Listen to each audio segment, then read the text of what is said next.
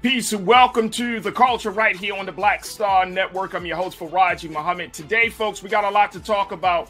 Let's bring you into day 3 of the Supreme Court confirmation hearings for Judge Ketanji Jackson. Just giving you some of the big moments that happened yesterday and the big moment that has already happened today. We'll break down the details. Also, let's talk about the town of Mason, Tennessee. This town has been under black leadership for years, but then the state comptroller said enough is enough. We need to take it over, and I'm going to tell you why. We'll have that conversation with journalist Anita Abwahabri of the Tennessean Lookout. Also later on, let's talk about Vice President Kamala Harris, how she is still embroiled in a fight to protect her image and to gain respect within her own administration. How about that? And we got that and a whole lot more. Got my culture crew joining me. And yes, so are you. So let's get ready to jump right into it. It's The Culture right here on the Black Star Network. Let's go.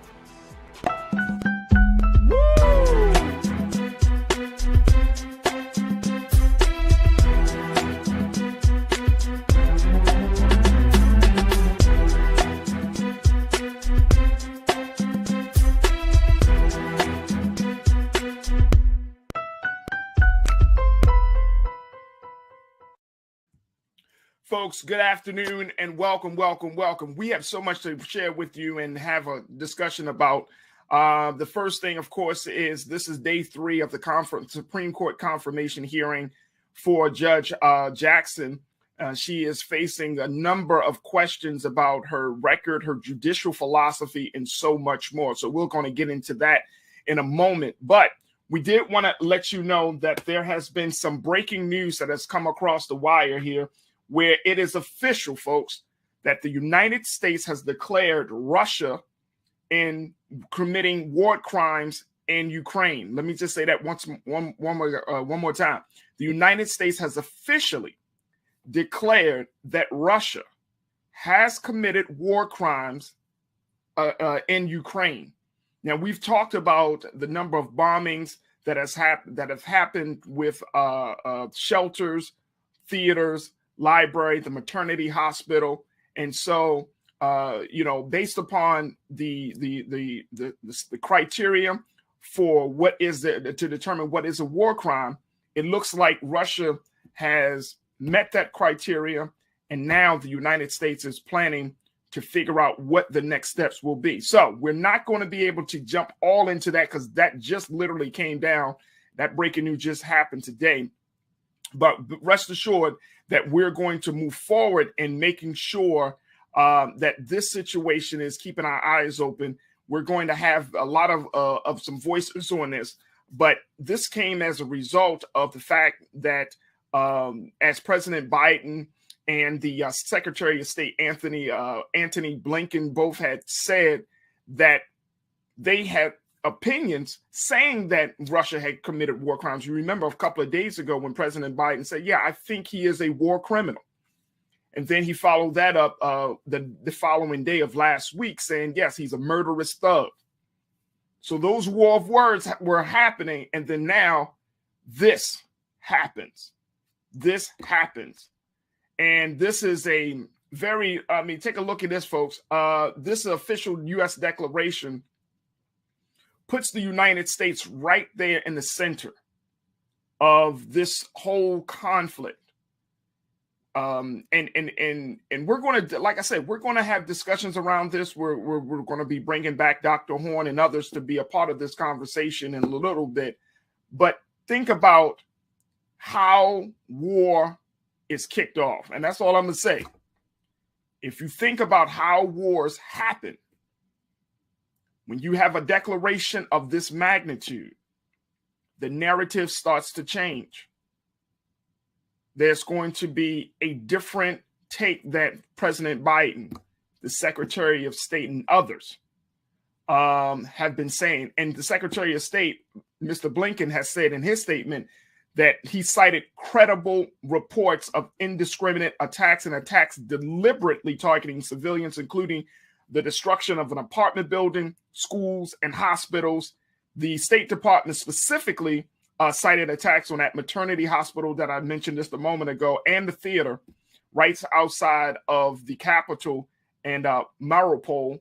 And if you take a look at the damage done here, folks.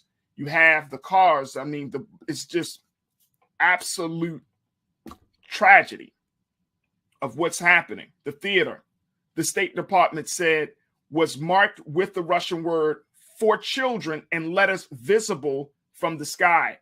That was one of the big moments. That was one of the big reasons why, when that theater was bombed, that was serving as a shelter for the Ukrainian people, that was one of the big moments that determined that this was, in fact, a war crime that Russia has committed. And you can see that footage right there, just some video and of some of the people of Ukraine moving out. But just look at the damage there, folks. You can see it.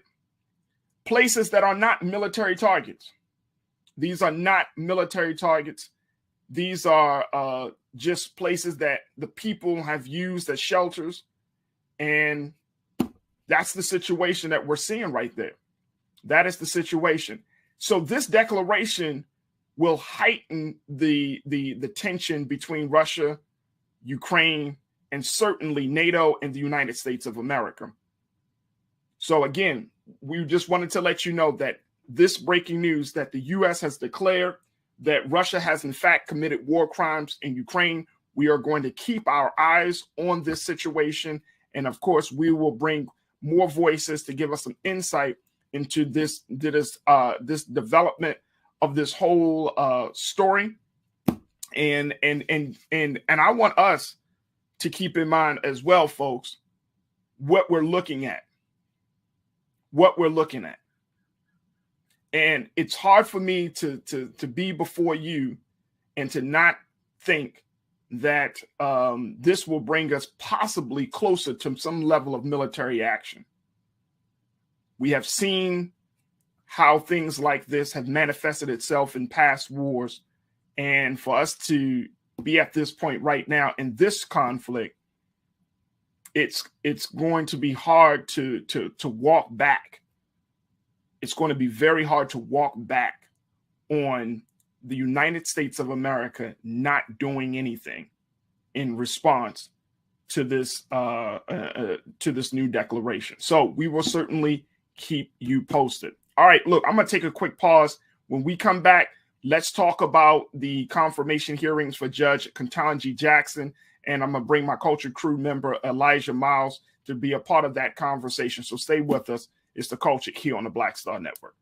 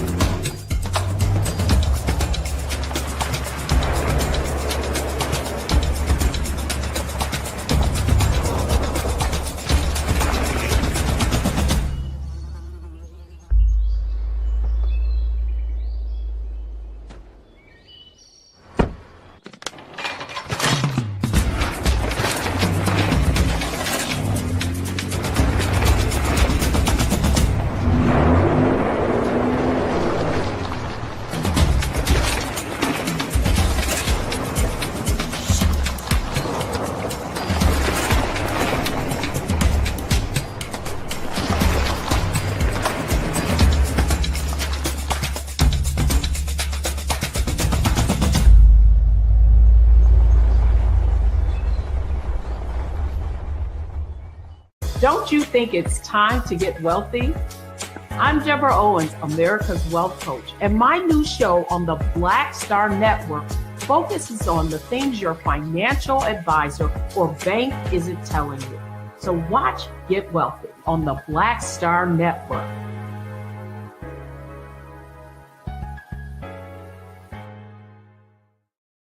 Pull up a chair, take your seat. The Black Tape with me, Dr. Greg Carr, here on the Black Star Network. Every week, we'll take a deeper dive into the world we're living in. Join the conversation only on the Black Star Network. Hi, I'm Dr. Jackie Hood Martin, and I have a question for you. Ever feel as if your life is teetering and the weight and pressure of the world is consistently on your shoulders? Well, let me tell you, living a balanced life isn't easy. Join me each Tuesday on Black Star Network for A Balanced Life with Dr. Jackie. We'll laugh together, cry together, pull ourselves together, and cheer each other on. So join me for new shows each Tuesday on Black Star Network, A Balanced Life with Dr. Jackie.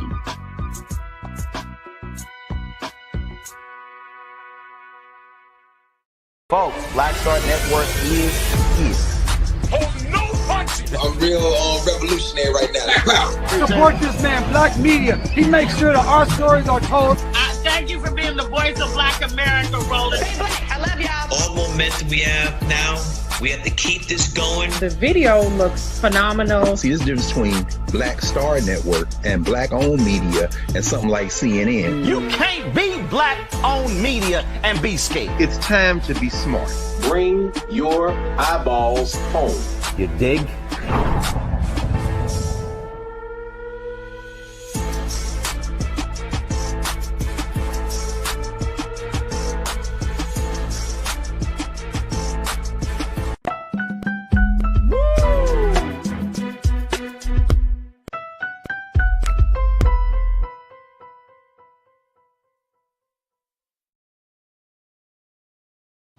Folks, welcome back to the show. We want to just bring you up to date with the latest in the Supreme Court confirmation hearings of Judge Ketanji Brown Jackson. This is day 3, folks. And just to give you a little insight as to what happened in day 2, it seemed like there was a lot of back and forth. But I think the biggest thing that we can take from these confirmation hearings as of right now, just looking at the past 2 days, and then, of course, the hearings are happening as we speak. A lot of political theater. A lot of political theater. I want to show you the moment that Judge Jackson had with Senator Ted Cruz of Texas and the back and forth of this situation. But again, keeping in mind that this judge has had an incredible record. I mentioned to you just yesterday, she has written over about 550 opinions. The reversal rate, as we talked to Professor Nigeri yesterday, she said that her reversal rate is at about 2%. So only 11 opinions were actually reversed out of 550. So when your reversal rate is that low for your opinions, it speaks volumes about how you interpret the law, administer the law, and how you how do you process these cases. And so I want to share with you just a little bit of what the back and forth looks like between Senator Ted Cruz and Judge Ketanji Jackson in yesterday's hearing. And then we're going to speak to Culture Crew member Elijah Miles about this situation. Take a look. Studied critical race theory, and I've never used it. It doesn't come up in the work that I do as a judge. So with respect, I find that a curious statement because you gave a speech in April of 2015 at the University of Chicago in which you described the job you do as a judge. And you said sentencing is just plain interesting because it melds together myriad types of law, criminal law, and of course, constitutional law, critical race theory. So you described in a speech to a law school what you were doing as critical race theory. And so I guess I would ask, what did you mean by that when you gave that speech?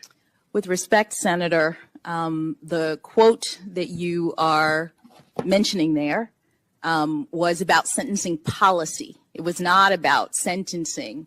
I was talking about the policy determinations of bodies like the Sentencing Commission when they look at a laundry list of various academic subjects as they consider what the policy should be. Okay, but you were vice chair of the Sentencing Commission, so let me ask again, what did you mean by, because that was an official responsibility of yours, what did you mean by what you were doing was critical race? What I meant was that there are a number of, that slide does not show the entire laundry list of different academic disciplines that I said relate to sentencing policy, but none of that relates to what I do as a judge.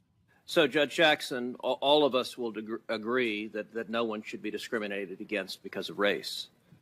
When you just testified a minute ago that you didn't know if critical race theory was taught in K through 12, I will confess I find that statement a little hard to reconcile with the public record, because if you look at the Georgetown Day School's curriculum, it is filled and overflowing with critical race theory. That among the books that are either assigned or recommended, they include Critical Race Theory, an introduction. They include The End of Policing, an advocacy for abolishing police. They include How to Be an Anti-Racist by Ibram Kendi. They include literally stacks and stacks of books, and I'll tell you two of the ones that were most stunning. They include a book called Anti-Racist Baby by Ibram Kendi. And there are portions of this book that I find really quite remarkable. One portion of the book says babies are taught to be racist or anti-racist. There is no neutrality. Another portion of the book, they recommend to babies confess when being racist. Now, this is a book that is taught at Georgetown Day School to students in pre-K through second grade, so 4 through 7 years old. Do you agree with this book that is being taught with kids that babies are racist? Senator,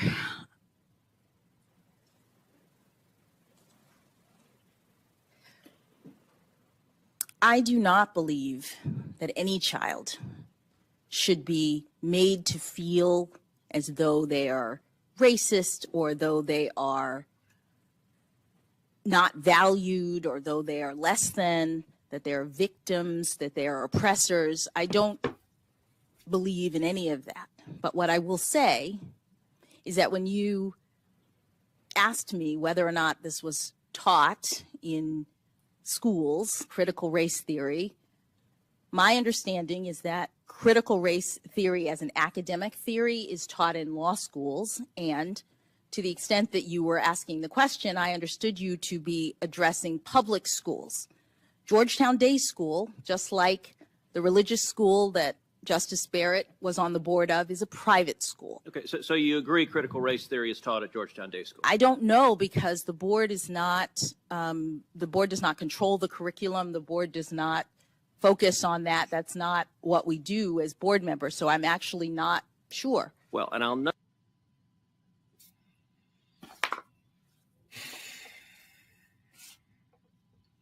I want to bring in Elijah Miles, culture crew member, who is the founder and chairman of Tendea Family. Elijah, thank you for joining me, brother. I said it at the outset, Elijah, bro, that it looked like a lot of political theater. You know what I mean? He pulling out the books. He's trying to make, got the big slide and all of that stuff. He's trying to go viral. He's trying to go viral. He's trying to have a viral moment, right? Yeah.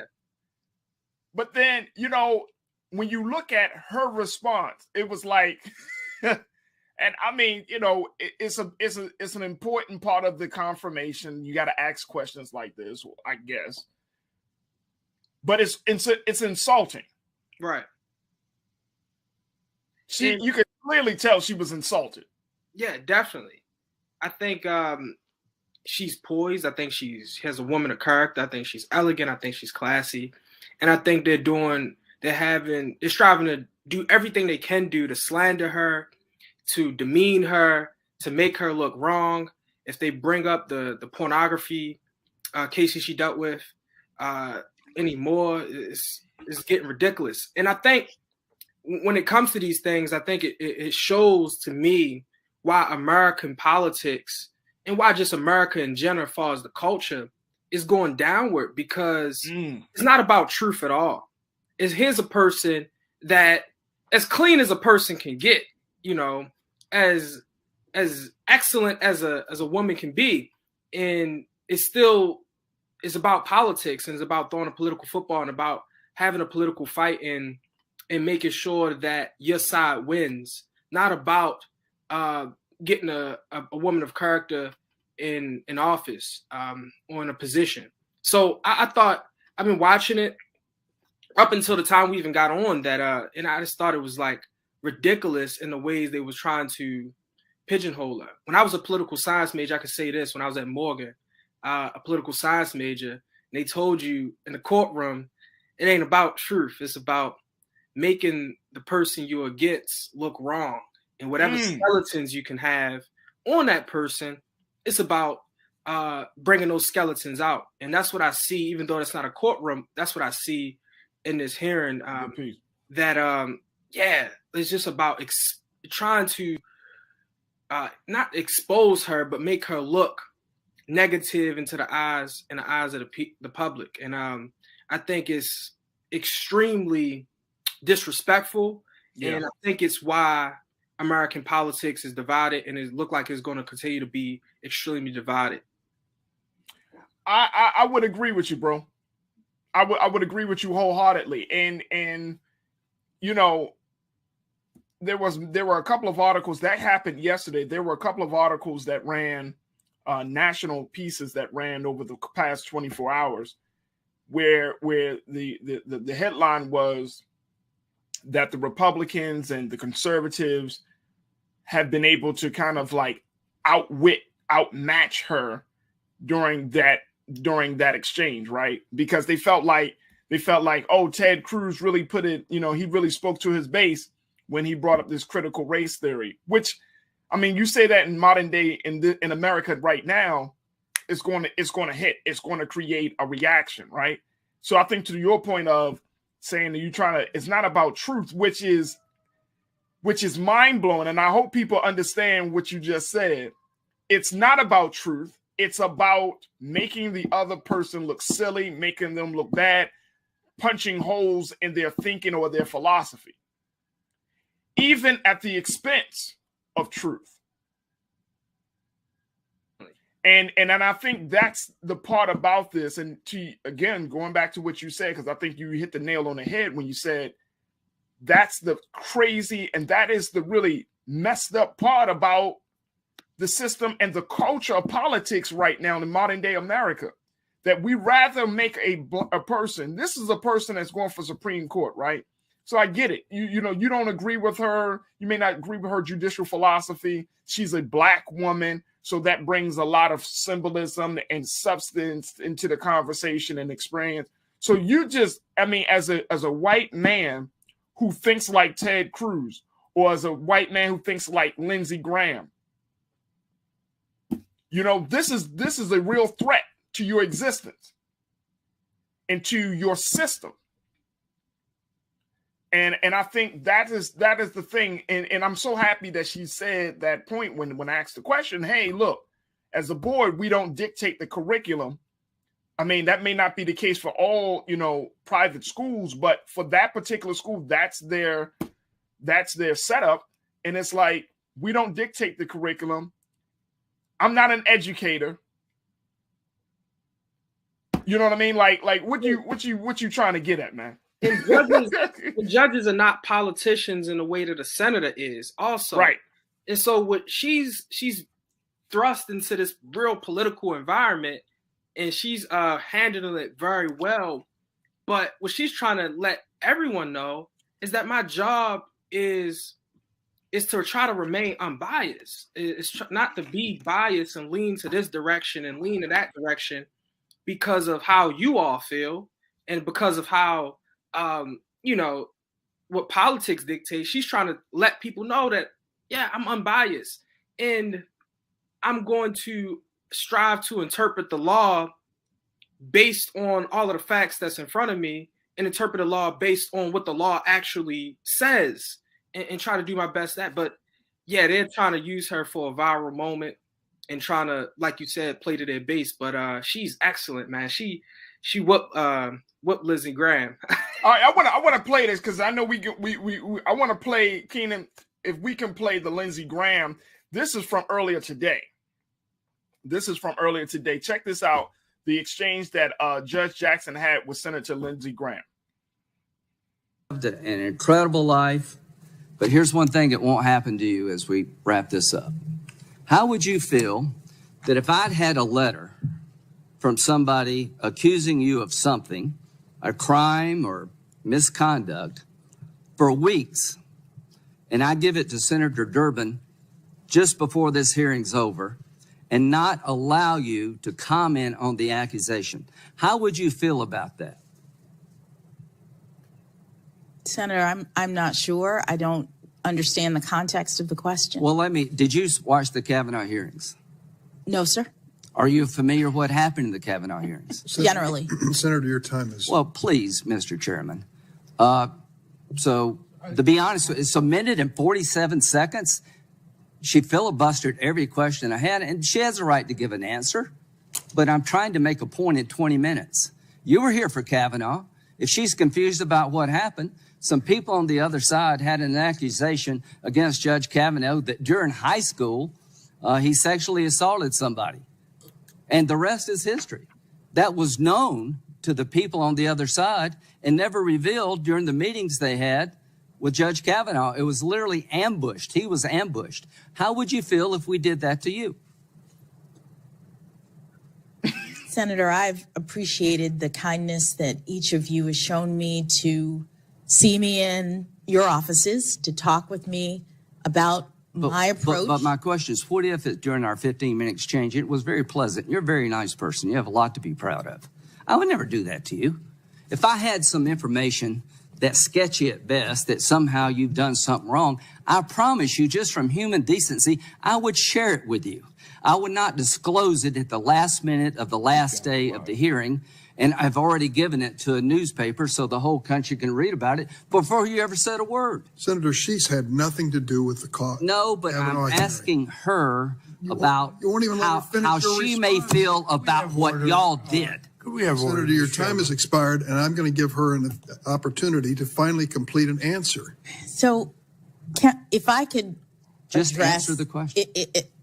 Senator, I don't have any comment on what procedures took place in this body regarding What'd you think about the Kavanaugh hearing? What I'd like to answer is your points about my sentencings in child pornography cases. The point of the guidelines is to assist judges in determining what punishment to provide in cases. And there are horrible cases, but the idea is that between the range of punishment that Congress has prescribed, judges are supposed to be providing proportional punishment based on what a person has done.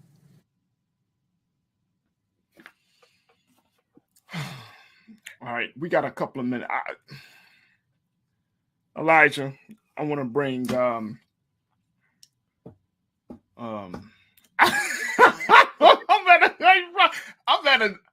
I'm at a loss for words, because I mean, why would you bring up a past confirmation hearing?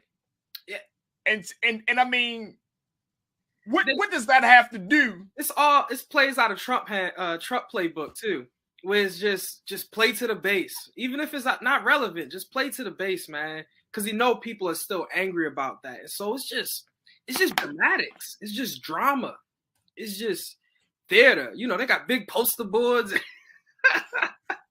I mean, so I mean, I have to take a look, and when was the Kavanaugh hearing? That was, and we're going. I think I'm asking my producers if I just need to know the year, because I think it was like 3 years ago. Yeah, but the thing is, and it's like you asking this woman a question about a hearing of another person, right? And then you trying to wrap up a question in that using that as the context for, like, to get to what point? I don't understand it. Right. I'm glad that the chairman Dick Durbin put it out there. Look, we need to just end that part of your question. It's expired. But this is the BS. This is the BS of what we got to go through as the American people. This is the BS coming from our political officials. Yeah. Our political officials. And we already know it's greatly, I mean, it's the partisanship is just right there. So we already know that. And it's sad. It's very, very sad that you have an opportunity to ask the woman this question about her philosophy, her experience, her record, and all of these things, and you bring up with some the confirmation hearings for somebody else. So I'm super happy she was like, I ain't even really watch it. Right. I ain't even watch that shit. Like, ask me another question because I ain't watching. Right. Let me just say, y'all, folks, very quickly, before we wrap up this part of the conversation, that when people generally ask, like, how long does it take for the Supreme Court how long does it take to confirm a Supreme Court justice? It can take months. Yeah.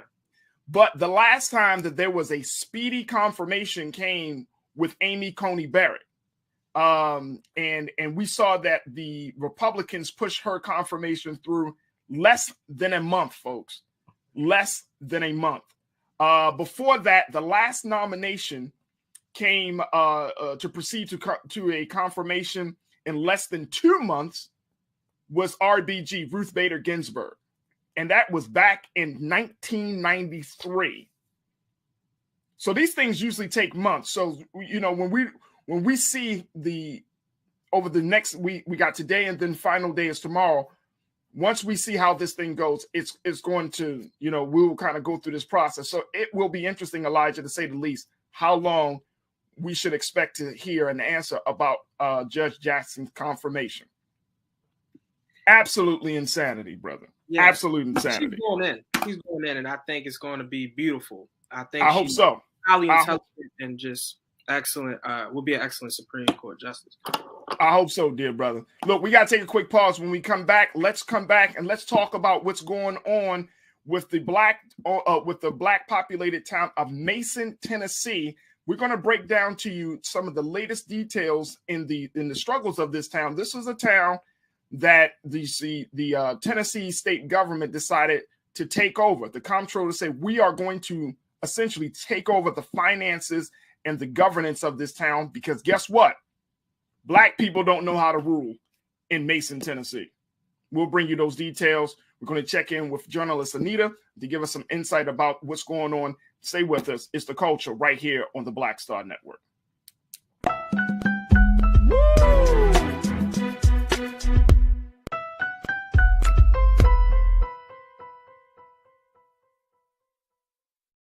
Pull up a chair. Take your seat. The Black Tape with me, Dr. Greg Carr, here on the Black Star Network. Every week, we'll take a deeper dive into the world we're living in. Join the conversation only on the Black Star Network.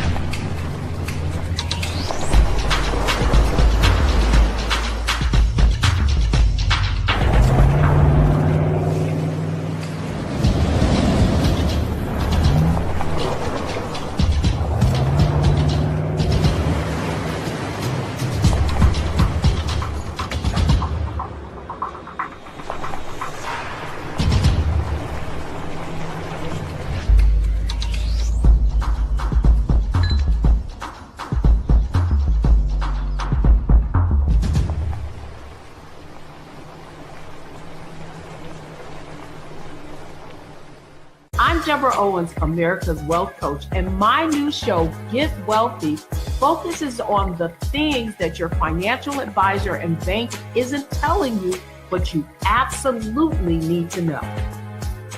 So watch Get Wealthy on the Black Star Network.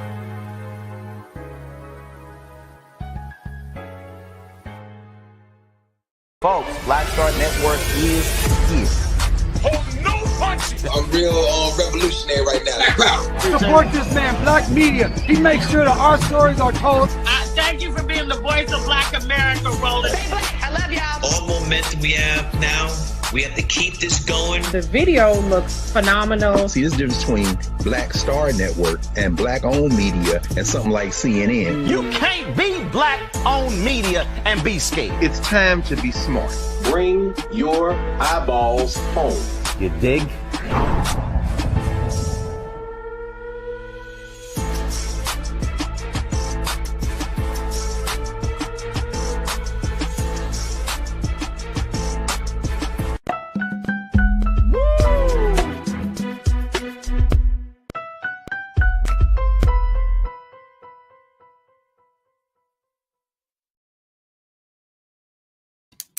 Folks, let's talk about what's happening in Mason, Tennessee. This is the small town in Tennessee that has been under a lot of scrutiny from the Tennessee state government. And as of right now, there was some concern about the governance of Mason, Tennessee, this small town that is predominantly Black, where Black people have been in leadership. Well, it was decided upon last week that by the comptroller of Tennessee, that the town was not handling its funds properly. And so the state of Tennessee was moving forward, as the Tennessee state comptroller decided to do, was moving forward to, quote unquote, take over the finances of the town. This caused a real problem for the people of Mason, Tennessee.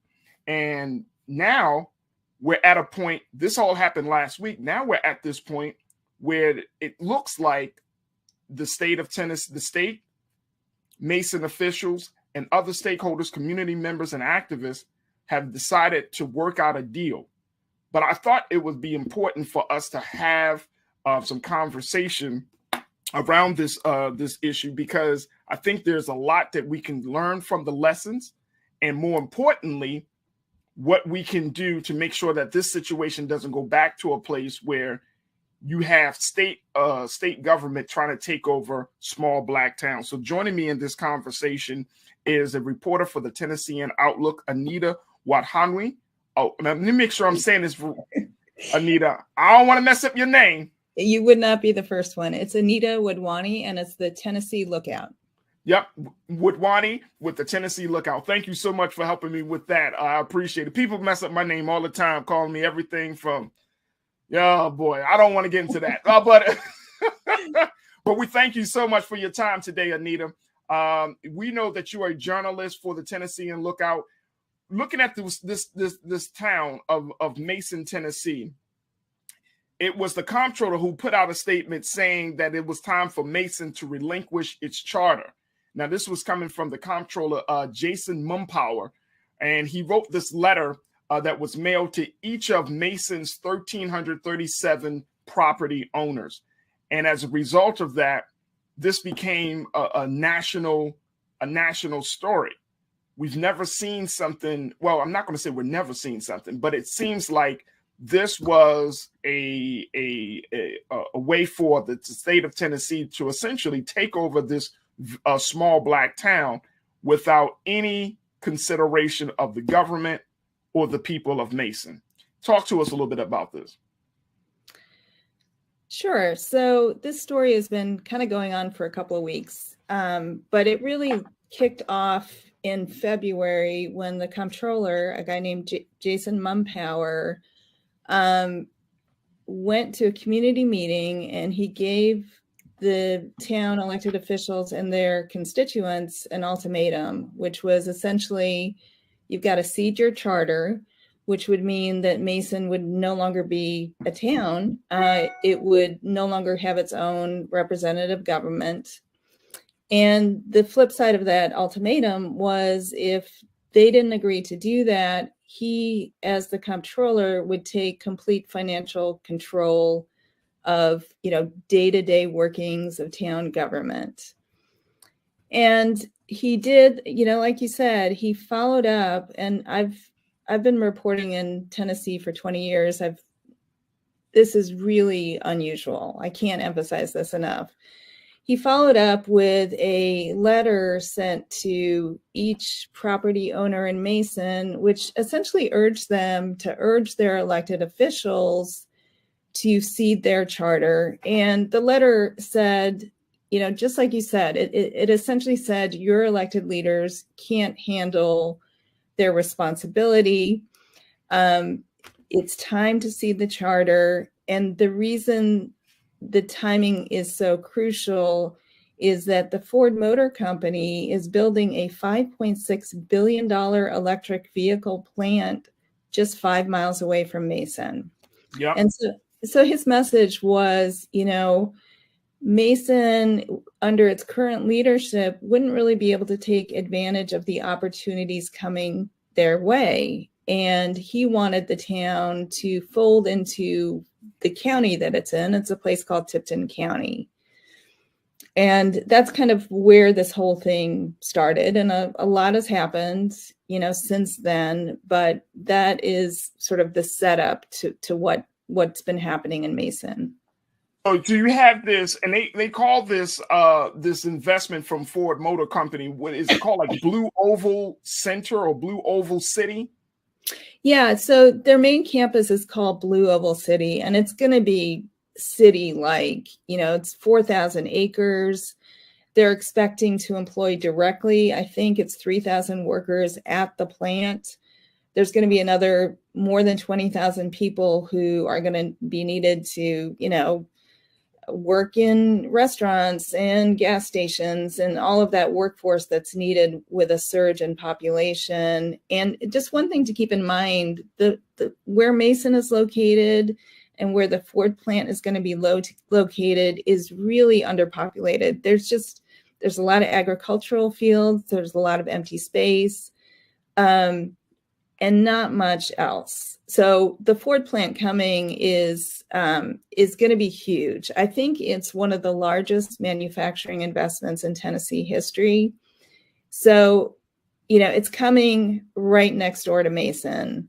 And like I said, the comptroller mentioned that in his letter to residents because his perspective was there's a lot of opportunity, a lot of money, a lot of investments coming to this area, and that Mason's elected leadership is not really prepared to be able to handle that.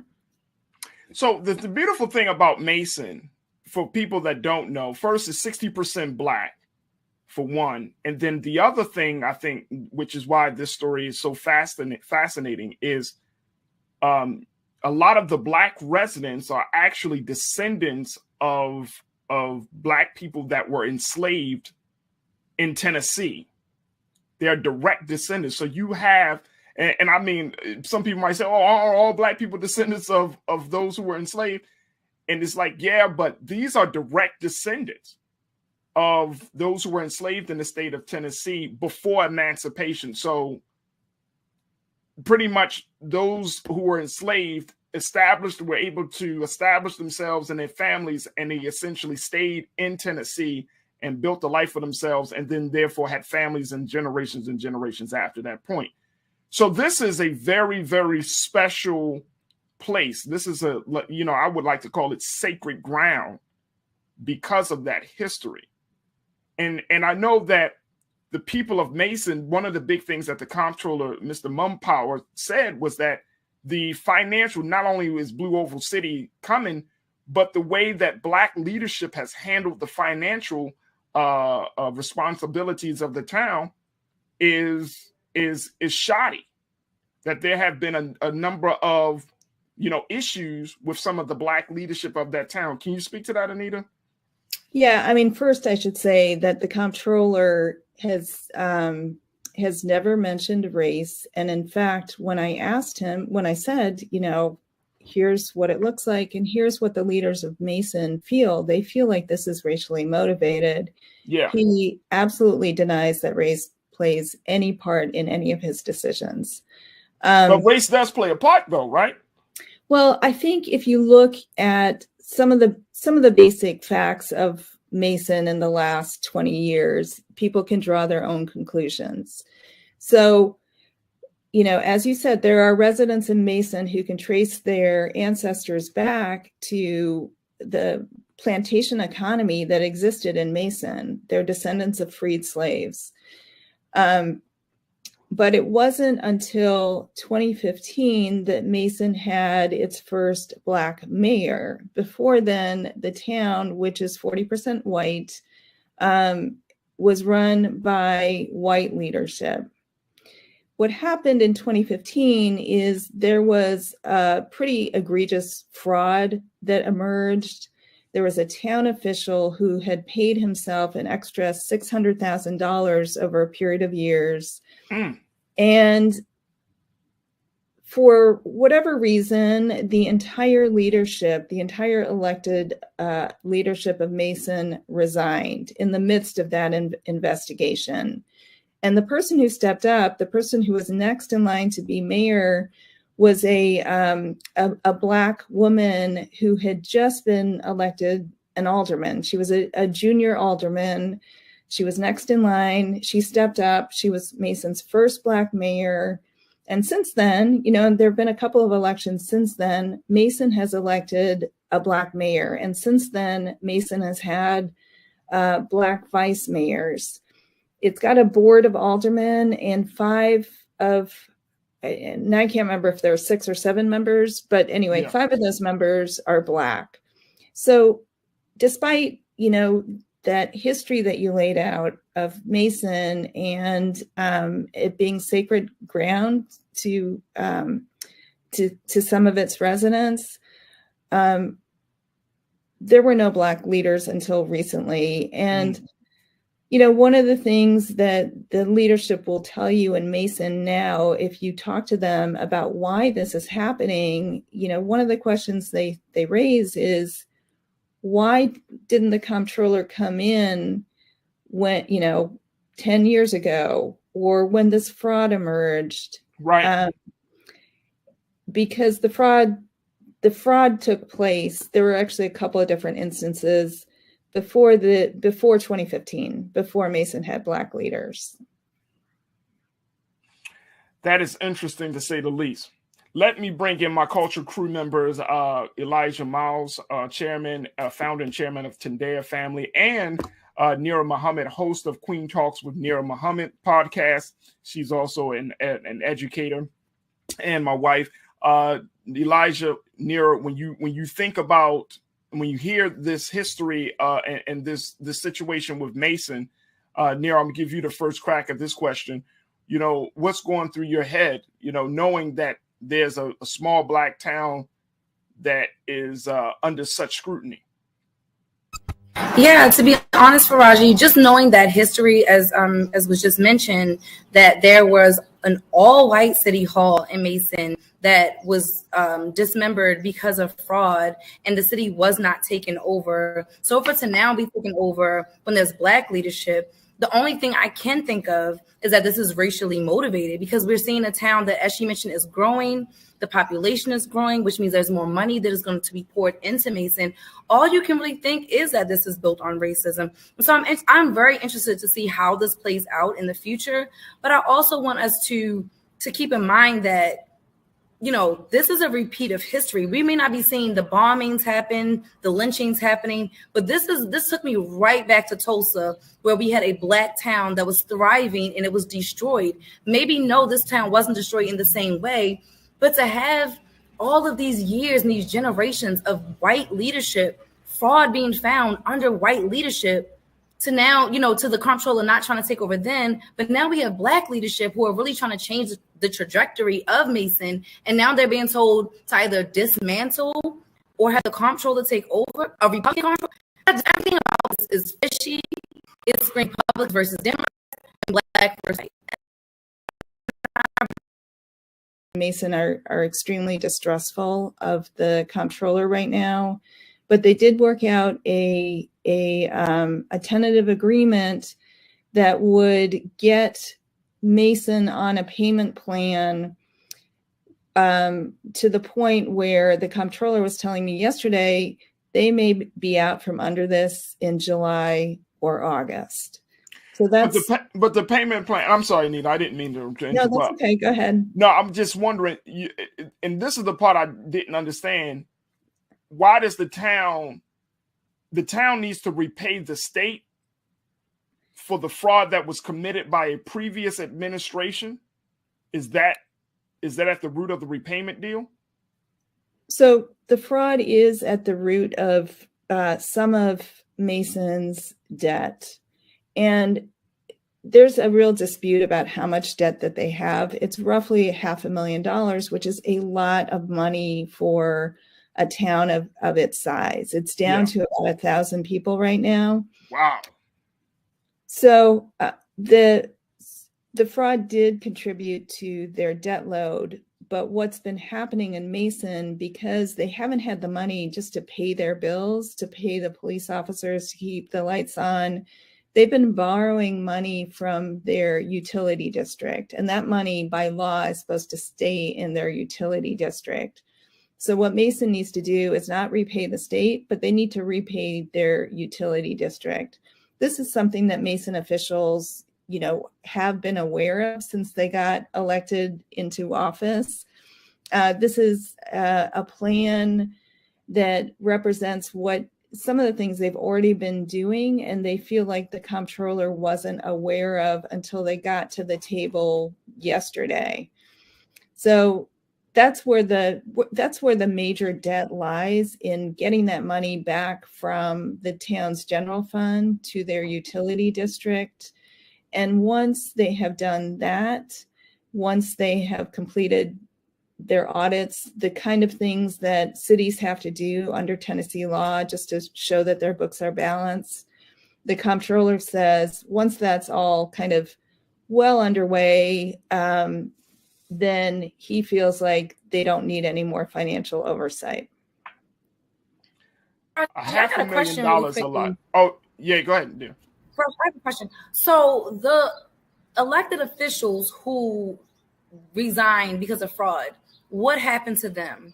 Were they penalized at all for any of the money that maybe they misappropriated, stole? I don't know what they did with it. Were they ever held accountable? Or is the town, the people of Mason, they're left to suffer for what the white elected officials did? Is that what I'm hearing? So I wish I knew the complete answer to that. The person who paid himself that $600,000 extra was indicted.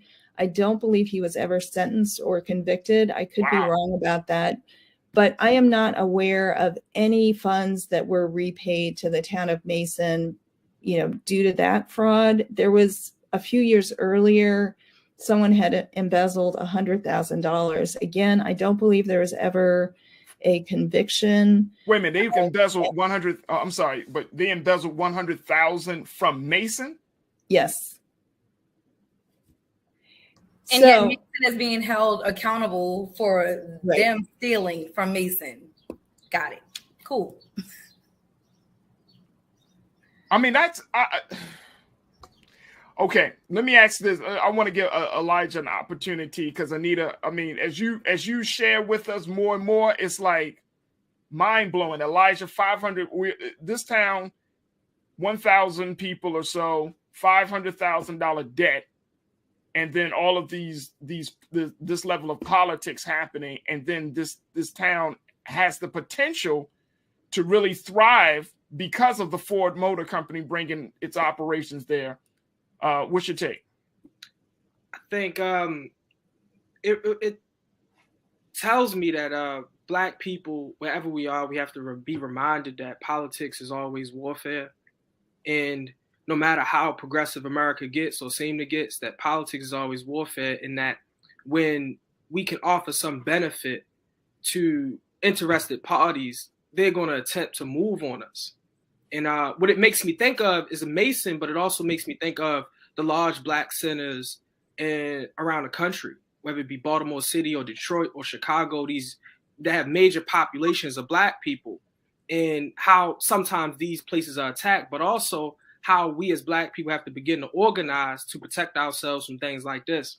Because $600,000 is a lot for Elijah Miles, and it's a lot for probably people in this call, but I would ask that Black celebrities at this time that are posting about this, because it is well known right now, that are posting about this, put some money together, if that's even at all possible, put some money together to help the town of Mason out, because we have a vested interest in keeping control over places of power for us, especially as Mason is about to grow in more financial power because of the Ford Company and stuff like that. So, yeah, politics is warfare, and I think we just have to continue to organize ourselves as a people to protect ourselves against these things, because they're not going to stop every time we have something that somebody else wants.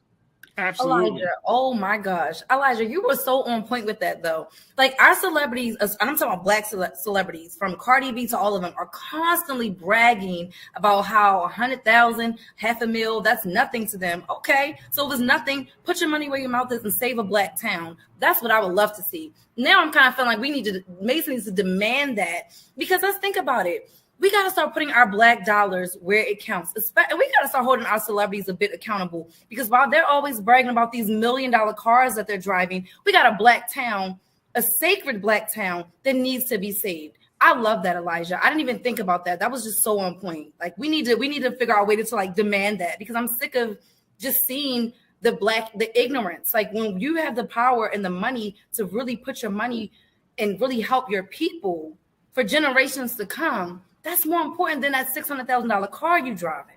Yeah, that was just too on point. Absolutely. So, Anita, it begs us to ask the question: what can be done? What can people watching this broadcast do, or if that is even an option for us to? I mean, of course, we're putting the story out here. Elijah's going to start the GoFundMe. You know what I mean? Like, what can folks do? Like, Black people, white people, Latinos, folks that are saying, wait a minute, this sounds fishy, as Nira said, but more importantly, this town needs some real support and help, because if you're robbing Peter to pay Paul, yes, that first debt might be taken care of, but then if you go to the utility district, then that money is low. I mean, it's going to be a vicious cycle. We all know that. Well, so one thing that I didn't say that is important, I want to just add it here, is one part of the plan with the comptroller is Mason got roughly $220,000 in American Rescue Plan money. That's kind of money during the pandemic that went to all municipalities to help out. They are going to use that entire sum to pay down a portion of that debt to their utilities. So they're going to take a major bite out of that debt. Now, in terms of your question about, what can people do to help Mason? I don't want to give you the wrong information. I don't know of a GoFundMe account I know that there are a couple out there. I haven't spoken with Mason officials about that to see if those are, legitimate funds or not. I think that they have been really heartened by all the support, all the attention that this situation has gotten. I know that the NAACP in Memphis has been working really closely with Mason. Our Black Caucus, the Tennessee Black Caucus, and that's our Black lawmakers, are working closely with Mason. And so, it may be that people want to reach out to the NAACP in Memphis and say, is there a way I can help? But I certainly can't speak for the elected officials in Mason, but I did talk with the vice mayor yesterday, and she just said she was so grateful that people are paying attention to what's going on there. Well, we did, we did do our due diligence. I reached out to the Tennessee chapter of the NAACP, and I think, we didn't get a response, but we are certainly going to keep our eyes on this, and we're going to put more eyes on it. Put out the story saying that this is happening, this is necessary, that we do all that we can to support our people right there in Mason. And just to make sure, again, going back to the beginning of my remarks, that this is a town that sits on hallowed ground. Like, we have to let the state of Tennessee understand that, one, you can't just do that. Two, you need to hold people that were accountable, that put this town in the type of debt that is that they're in. And three, you know, we're in 2022. It seems like this town is literally on the verge of extinction with 1,000 people. So one of our watchers said, "Man, that's not a town. It's a neighborhood, and they're going to lose their charter." You know what I mean? Like, if you have any more people moving from Mason, Tennessee to Memphis or to any other part of the country, that town is done. And so, you know, it's a very real situation. Yeah, go ahead. When you mentioned it being like a small town, it made me think of like Stars Hollow from Gilmore Girls. I'm sorry, it's so loud where I'm at. Yeah. It made me think about, and I'm like, a Black small town, sign me up. Like, that sounds like I'm serious. I love the small town feel, but they're never Black. I'm like, oh, it's a Black small town. I think that's really amazing. Black small town. It is a Black small town. I want to visit. I've never even thought of or heard of a Mason, Tennessee, but I am hoping that this gets more people to like go visit. Maybe that's even just putting our money into their economy by, you know, making it a tourist spot, because we do know now that there's so much rich history from our enslaved ancestors. I want to go to Mason now. I just want to go take pictures and just check it out. But I think that's really beautiful. We have to protect and preserve our history. We know it's not going to be done for us. We have to do it. Now is the time, because it'll be erased. Yeah, I mean, that's the big question. And I know one question comes in from our watcher, Danitas, who says, asking because I don't know, can they be slated as a historical town and then they can't be touched? Is that an option on the table at this point, Anita? That's an option that people have raised. I don't know much about that process, but it's certainly something people have raised. I don't know if Mason officials are going to take that and run with it or not, but I know that's been floated their way. I hope they do take it and run with it. Anita, you know what? We're going to do our due diligence on this side, and we would love to bring you back because I feel like there's more to this story. So I would love to bring you back to have further conversations about the progress of Mason, Tennessee. Thank you for your time today. Yeah, thanks so much for having me. Absolutely. Folks, we got to take a quick pause. When we come back, let's keep the conversations going. Let's talk about Vice President Kamala Harris. You might say, okay, she's the vice president. She's dealing with the policy issues. Well, one fight that we don't know about is that she's fighting for respect within the Biden-Harris administration, and she's still fighting for her image. Stay with us. We'll have the conversation up next, right here on The Culture on the Black Star Network.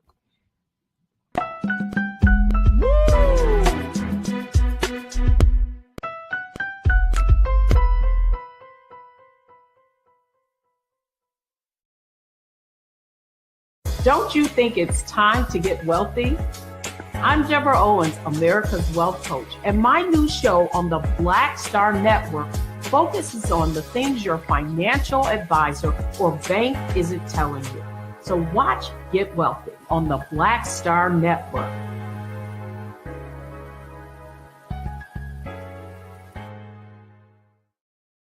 Hi, I'm Dr. Jackie Hood Martin, and I have a question for you. Ever feel as if your life is teetering and the weight and pressure of the world is consistently on your shoulders? Well, let me tell you, living a balanced life isn't easy. Join me each Tuesday on Black Star Network for A Balanced Life with Dr. Jackie. We'll laugh together, cry together, pull ourselves together, and cheer each other on. So join me for new shows each Tuesday on Black Star Network, A Balanced Life with Dr. Jackie.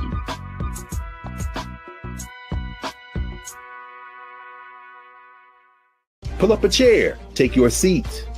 The Black Tape with me, Dr. Greg Carr, here on the Black Star Network. Every week, we'll take a deeper dive into the world we're living in. Join the conversation only on the Black Star Network.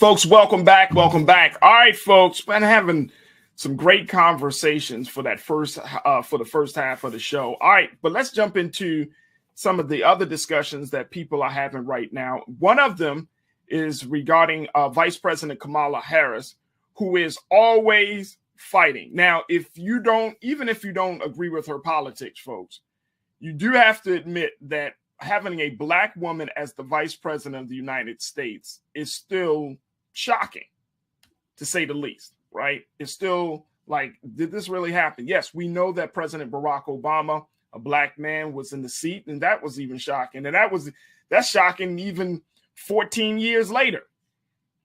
But to have a black woman in the vice presidency is mind-blowing.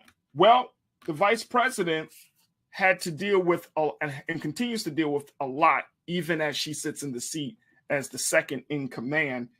There's a new book that will be coming out called "This Will Not Pass: Trump, Biden, and the Battle for America's Future."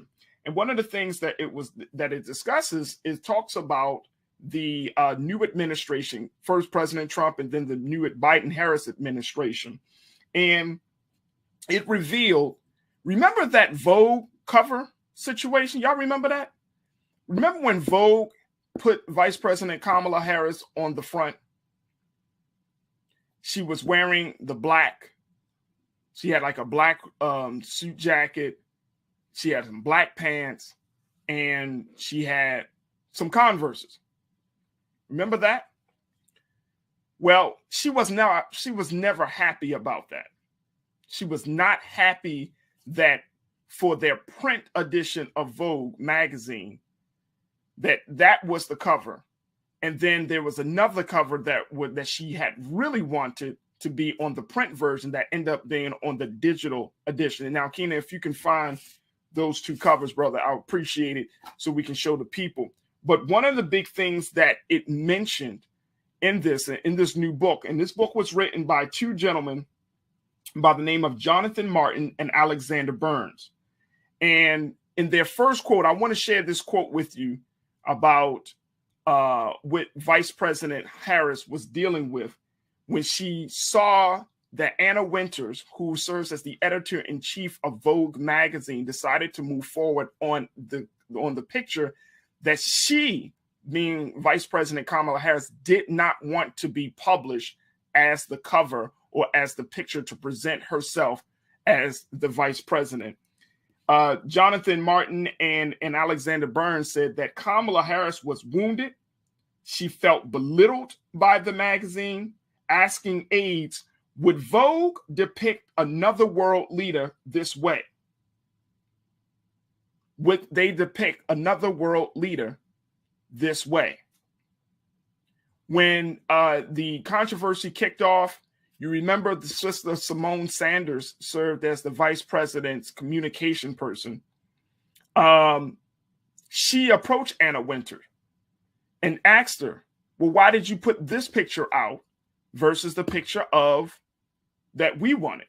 And Anna Winters' response was that she wanted to pick a picture that made the vice president, quote unquote, more relatable. More relatable. But if that's not the image that she wanted, then why would you choose how she presents herself? I want to bring in my culture crew member, Elijah Miles, Nira Muhammad, both back into this part of the conversation, because I think it's interesting. This book is about to drop. And Nira, I'm going to start with you because, of course, you've done modeling work. You've done work in used pictures, and you understand, like, let me just tell y'all, folks, Nira don't play when it's time to take pictures. And I'm not saying that in a way where to throw shade on you or anything like that, but you are very particular about how you want to be presented to people. And so I think you can understand why the vice president may feel belittled, why she was really hurt that somebody chose a picture that she wasn't cool with to represent her. Talk to us about that. So for one, I will say I completely understand where Kamala is coming from. I'm going to be honest. The picture that they chose for her, she looks kind of silly. And I'm not saying because of her outfit. I'm saying the facial expression. You know those like blooper pictures, the picture where you're like, okay, that one I look a little goofy, like I might have been kind of caught off guard. That's how the picture comes off a bit to me. On the flip side of that, well, let me just say real quick. That would never happen to Beyonce. Beyonce, when she does work for Vogue, not only does she pick her photographer, Beyonce handpicks every single picture and approves every single picture that is used for her spreads in Vogue. That is very much so known. Why are we giving Beyonce more respect than we're giving the vice president of the United States? I'll just leave that question there.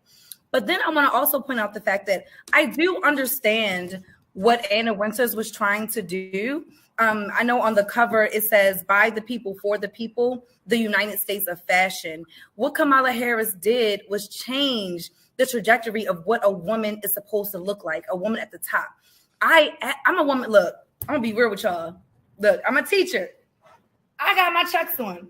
I am a Chucks girl. So for me, I'm not going to lie, that was technically kind of a buy-in for me with Kamala Harris.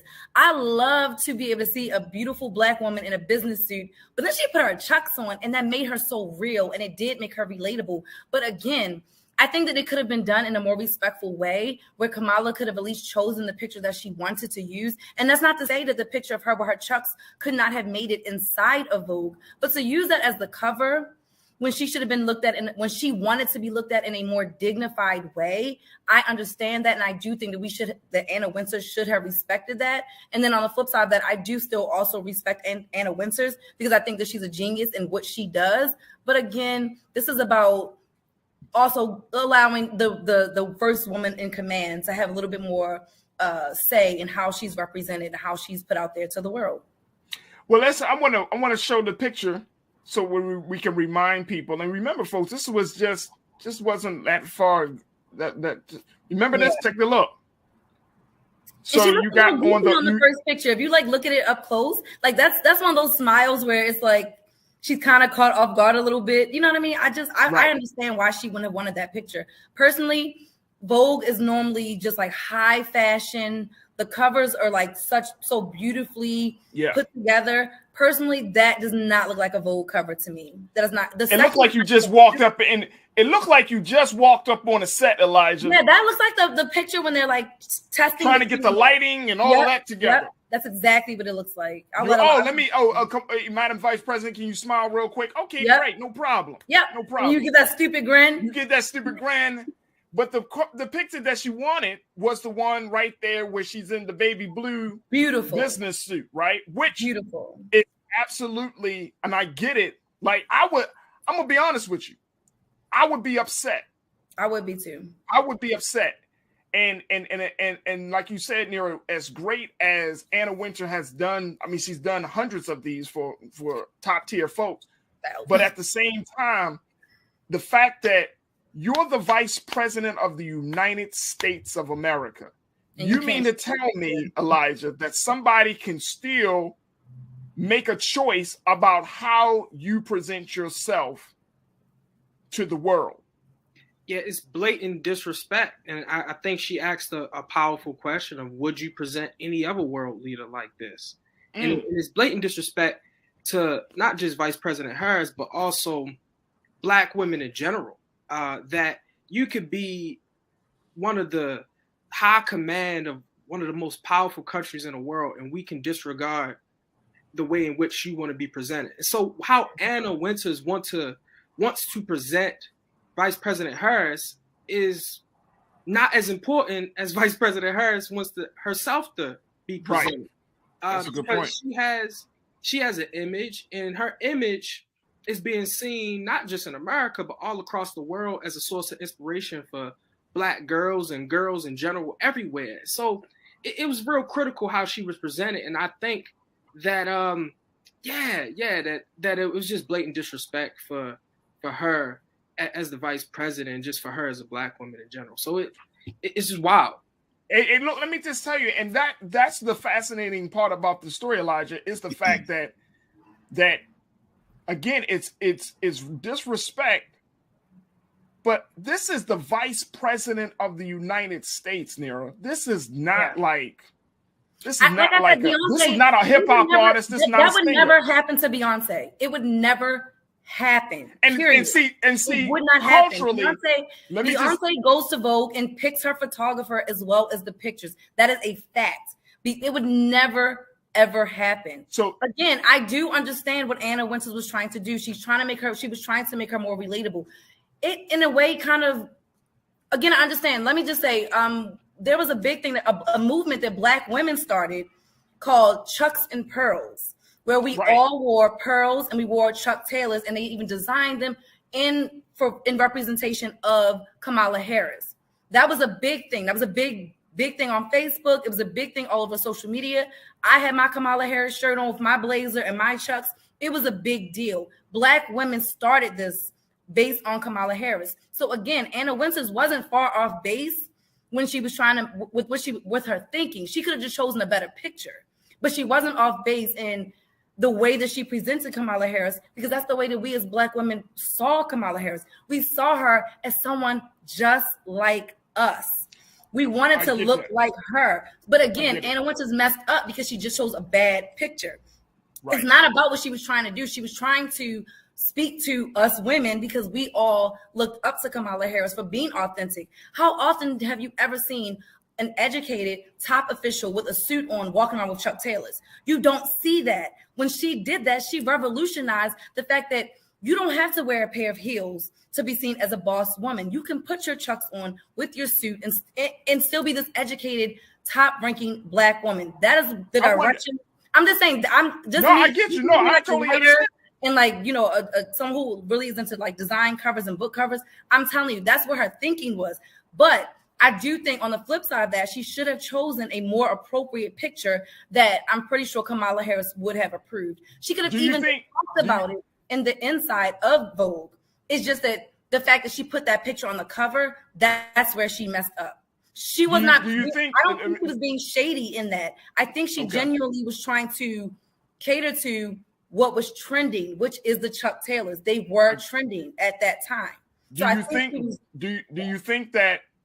think that if it was Hillary Clinton? Hillary's not that cool. No, but we don't know. And let me just say that. We don't know. I'm just saying, the politics aside. No. I'm talking about fashion. Hillary could wear Chucks too. Farajii, but this is a fashion magazine. Let's keep this in perspective.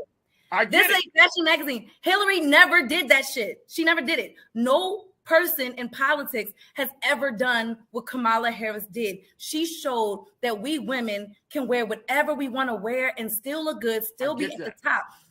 We've never seen an elected official wear Chuck Taylors. Let's be real. It was such a big thing. It was a big buy-in for women. I get it. No. Trust and believe. So I'm just saying, I don't think that Anna Wintour was doing this to be like, no, I'm not saying. I don't think she was being malicious. I think she was genuinely like, I'm going to do my job. I know it sells magazines. I'm trying to get, this is about fashion, moving fashion forward. But again, she could have chosen a better looking picture, even if she wanted to show the Chucks. I know that's not the only picture. But here's the thing, though, dear. Here's the thing. I know that's not the only picture that Kamala took of those Chucks. It could have been a better picture that Kamala could have approved. She made the decision on her own. She is the editor-in-chief. She has every right to do that. That's her job. She's the editor-in-chief. Yes, but she's also, the woman is also the vice president. Yes, but she's not the vice president of Vogue. She is not. Anna Wintour has the autonomy to choose. She is the editor-in-chief. Let's be real. And anyone who works in editorial or magazine, they will tell you the same thing. Guess what? In here, I'm the head honcho, not you. You are the head honcho, vice president at the White House, but at this house, Anna Wintour is the president. Period. In my classroom, in my classroom, I'm the head honcho. I get it. You're the boss. I get that. I choose. But here's the other thing. And I hear you loud and clear. And I want to, Keenan, if you could show the picture, I want to show you. Show the picture of. Wait a minute. Hold on, there. Show the picture of Michelle Obama on the cover of Vogue. I already know what she looked like. But that's not the point. That was now the question is, But look at the caption. Look at the narrative. The narrative is the first lady the world fell in love with. The narrative on Kamala Harris's was about her fashion, her changing fashion for politicians and also for women. I get all of that. I get all of that. Again, maybe you do, maybe you guys don't. Again, it's just a different narrative. When you're a writer, you have to think of us from a writer's perspective, as well as from an artist's perspective. But here's the thing. I get what you're telling me. Trust and believe. I hear you loud and clear. Don't feel bad. I still got Kamala's back on this one, though. I'm not. I get it. I get it. I'm in the same camp. I'm just saying that Black women still has to fight. That's all the point I'm making up with having this conversation. And it sucks. Did Michelle Obama have to fight for that picture to be on the cover? I don't know if she has to fight, but she probably has to fight in other areas, right? Like she may not fight with Vogue, but she has to fight with being respected. Beyonce's not fighting with Vogue either. I think again because I think Beyonce Kamala has her own fight as a Black woman. But I just feel like I do feel like they could have chosen a better picture. But again, I understand what Anna Wintour was trying to accomplish. I hear what she was trying to accomplish. She was trying to make it relatable. A shitty picture. But that's not your. But see, for certain people, is that not her job? For certain people. You wouldn't ask. If you ask Beyonce, but I got a question. If you ask Beyonce, why wouldn't you ask the vice president? Do people go after the National Enquirer or the Globe or Cosmopolitan? Nobody, man, look, our grandparents read other magazines. Do they go after any of them about the cover that they choose? Again, they don't have 9 times out of 10 they don't have autonomy. The editor-in-chief and the people who work there. Yeah, I think we're look. Here's the thing. I think you and I are on the same page. I'm just making a point that the vice president is just, regardless of whether you agree with her politics or not, do whatever she wants. She's the vice president. No. But I mean, she said at least be given the choice. That's it. I agree. That's it. She should be. If you give Beyonce, who is an entertainer, the choice, why wouldn't you give the vice president a choice? Because see, Beyonce's a queen, and it's like queen. Man, all right, Elijah, let me go to you. All right. It's a joke. But no, I'm just saying it's about the choice of it. I agree. I just don't think Anna Wintour was trying to come off. I get it. I hear you. What creators do when we get in our creative mode. Check this out. And let's not act like when you have high profile people coming into your space that you don't adjust a little bit to make sure that proud profile person, the last person you want, and you don't want the vice president to look at Vogue and say, I had a worse experience there. I had a terrible experience. You know what I'm saying? All right, so here's the other part about it. The other part about her fight, because we said her image and respect.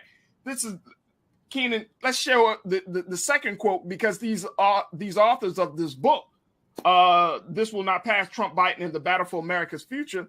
They also said this, that some of Harris's advisors believe the president, almost entirely white inner circle, did not show the vice president the respect she deserved. Harris worried that Biden's staff looked down on her. She fixated on real and perceived snubs in ways the West Wing found tedious. I think she might be on something. Now, let me just share this very quickly. The context for this, when she brought it to when her people brought it to Biden's people and said, look, they got this cover, I don't like it, the vice president don't like it, him and his people pretty much just said, hey, that's a first world problem. That's not even pretty much oh, don't worry about that, we got other stuff to deal with. Kamala was a tool. She was used so that he could win. Wait a minute, hold on. I want to get let me get Elijah's take on this one. But Vice President Harris is being used by everybody. She's being used by Anna Winters or whoever to be used for some narrative that she wants to make to the world. She's being used by President Biden so that he can have a Black woman in office so he can appeal to Black voters. And it's sad because I think Vice President Harris is very capable. and she's not able to control her narrative. She's not able to control how she's represented. She's being undermined, and she's being used by all parties that have the ability and the power to use her. I think now that she's getting to swim in these waters, whether it's with Vogue or these other places, I think she's going to know how to deal with these folks better. But it's sad that she has to learn how to deal with these folks, as you would think they would have enough class and character to deal with her appropriately as the vice president of the United States. But she getting a hard. But they don't look at her that way, right, Elijah? They look at her like she is a figure. She was needed because of the color of her skin. She's a symbol. She's a symbol with no substance. Right. And again, I'm bringing this up because this is Women's History Month. Because when we have conversations next year and the years to come about women's history, Kamala Harris is certainly going to be a part of those conversations because she made history as Black vice president, right? But we can't teach that history without understanding the full context that she's been fighting. Again, this is not about her politics. It's just that we're talking about a woman of color who has been fighting within her own administration and to the world. And it's a pretty interesting place that she's in, even as she is holding one of the highest offices in the country. Right. Like like Black women, dark-skinned women. I know people say, "Oh, she's not Black." I'm not getting to that foolish kind of foolishness. Look, the fact is, as a Black woman, she is still being seen as lower than, and I think that is interesting. That's the fascinating part about this. I mean, we don't know her story. We don't know her journey and why she's being put through that. But I don't think that anything happens to us as individuals or as a people by happenstance. I think it's always for a reason. I agree. And we just don't. We may not know that reason, but I think she'll come out on top. I think she's going to learn a lot. This is going to give her a lot of grit. It's going to teach her a lot. And maybe, who knows, maybe this is her karma for what she might have done when she was in office to Black people. I don't know. But all I'm going to say is we, at this point now, we got to have her back. Listen, I'm going to keep it real with y'all. Y'all know that. I don't know what that woman did. But now we know we just got to have her back moving forward. It's that simple. I mean, we can have her back. And the other thing, Elijah, is that I think that it's important that we understand that Black women don't get no breaks, man. Right. We don't. They don't get no breaks. And Black women don't get no breaks, man. I can't wait till Vice President Harris is out of office and she's able to write her book and tell her story of what she went through. I think bro, you're going to wait a long time. You're going to wait a long time, Elijah. No, she's going to have that ghostwriter. She's going to have that ghostwriter on standby. Right. Look. And that's look, what you know what I'm saying? Ghostwriters out here already putting it out. I'm still waiting for the real Michelle Obama and Barack Obama book. I'm talking about not the one, the inspirational one. Correct one. I'm talking about the ones like, man, when we got into their personal stories. Not happening. Let me just share with you a couple of what people are saying. Janelle checked in and said, these are probably the same inner circle folks that didn't think that voting rights should have been a priority for Farajii Muhammad. Go ahead and say it. She's a token. She is. She a pawn on the chessboard. She was needed to help. She was needed to help Biden win. That's what she was there for. Yeah. Some people are still going against the idea of her being a Black woman. She's not. K Thriller says she's not Black American. Indian mother, Jamaican father, and she never talks about her father. So that quote, Black side don't even exist. Her father and mother. K Thriller, what are you talking about? Jamaicans are Black people. I mean, Black. K Thriller, Jamaicans are Black people, man. I mean, she didn't marry a Black man. Just because she don't talk about her father don't mean she ain't from her father. She's still Black. Obama didn't know his father. That's right. Black. But he's from Africa.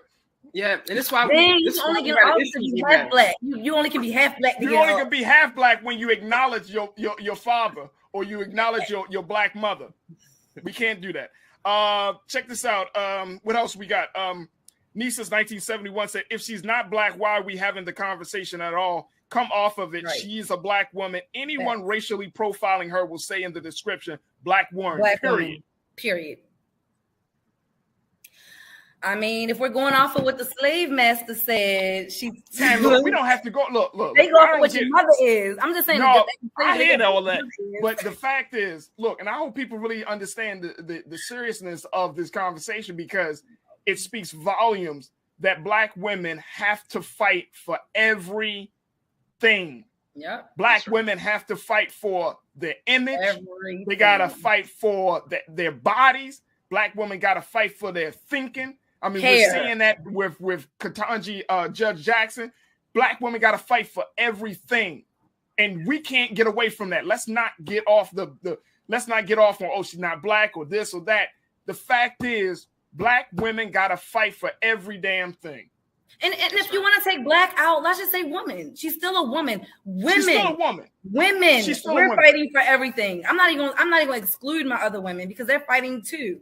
Women. Absolutely.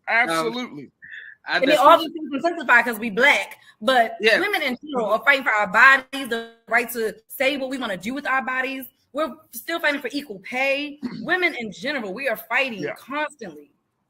Right. Absolutely. Well, look, we're going to take a quick pause. Speaking of bodies, up next, let's talk about Mary J. Blige. She is very, very serious about what's not going to happen to her body. And she talks about why she doesn't have children at the age of 51. We'll get into that conversation next. Stay with us. It's The Culture on the Black Star Network.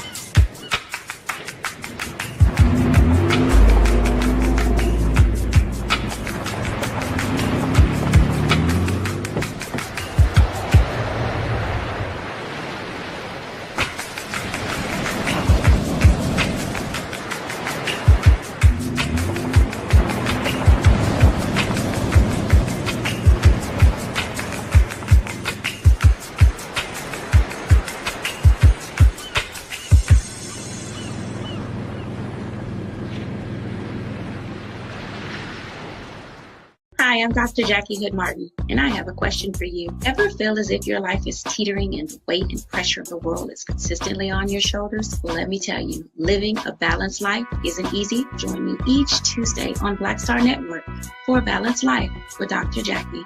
We'll laugh together, cry together, pull ourselves together, and cheer each other on. So join me for new shows each Tuesday on Black Star Network, A Balanced Life with Dr. Jackie.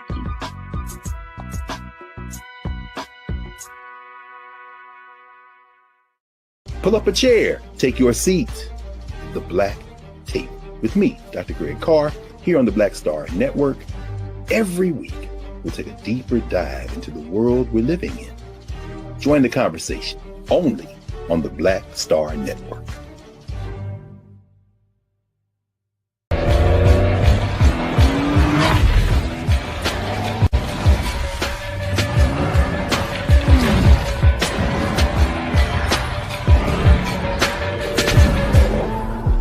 Folks, Black Star Network is here.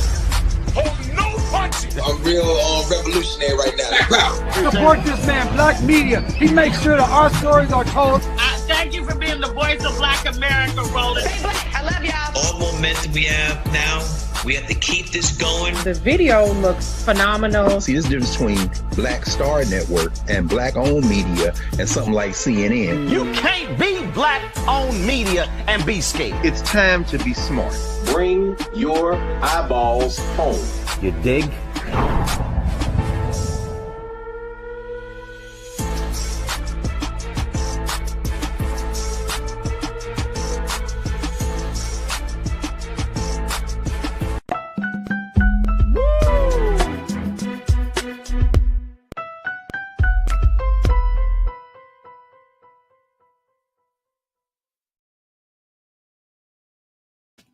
All right, folks, welcome back to The Culture here on the Black Star Network. I want to talk about Mary J. Blige. As we talked about in the last segment, a woman finding or having agency of her body.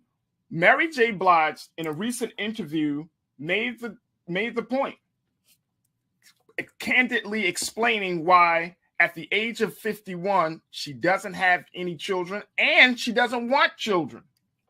And she put it very bluntly, folks. She was doing an interview and she said about the subject of motherhood. She said that she's not there yet. She's not there yet. And most importantly, that she doesn't want to deal with the hassles of finding a babysitter, and she likes her freedom. She likes her freedom. Now, some people are putting up, are saying that by Mary saying that she's robbing herself of the joys of childhood or being a mother and having children. But it begs me to have this conversation so that we can understand the thinking, but most importantly, to respect the right of a woman to choose how she wants to choose what she does with her body. And I want to bring back my culture crew members, Elijah Miles, who's the founder and chairman of Tindaya Family, and Nira Muhammad, who is an author and educator and host of Queen Talks with Nira Muhammad podcast. Mary J. Blige, 51 years old. She's back on the top of the music charts. She's back on top of her game. She's been in the hip hop R&B game for years, ever since I was born. But it's probably just for like 30 years, right? So we're a little less than since. Yeah. But she says she doesn't want to have children. She's not there yet. She did have stepchildren from her previous marriage when she was married to Kendu Isaacs, and he had children, and so she was being a stepmom. She says she has many nieces and nephews, but she just loves her freedom. She doesn't want to be attached to someone on that level. What are your thoughts about that? Let me start with you, Nira. What's your take on that? I'm jealous that I didn't think about that when I was 24. Because I mean, I hate that society makes women feel like they have to be a mom or that they have to have kids. I don't like it. I was just talking to my little sisters about this, actually, because neither of them have children. One is about to turn 30. The other one is 25.